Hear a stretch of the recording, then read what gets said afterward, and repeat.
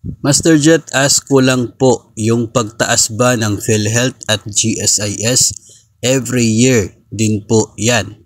So, dahil po sa Executive Order number 64, ito pong annual na pagtaas ng atin pong basic salary for government personnel, civilian personnel from 2024 to 2027, habang tumataas po yung basic pay, nangangahulugan po yan na tataas din ang contributions natin sa GSIS at maging sa PhilHealth. So, tama po.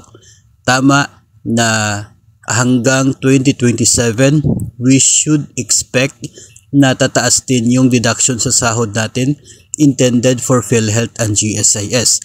Bagamat wala pong pagtaas sa contribution rate, yung PhilHealth mananatili at 2.5% yung share natin. Ang GSIS mananatili at 9% sa basic pay natin.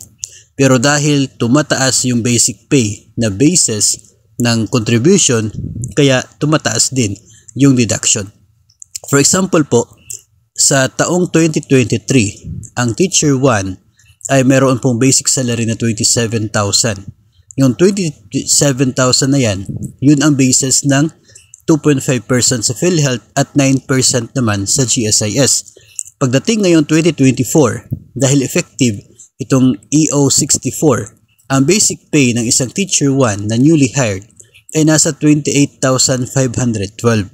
Yun na naman yung basis ng 2.5% for PhilHealth at 9% for GSIS.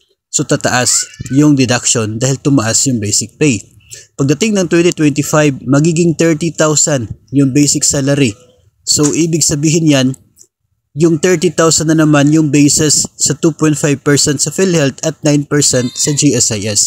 Kaya talagang tataas po yung monthly contribution natin every year for PhilHealth at GSIS dahil tataas naman yung basic pay.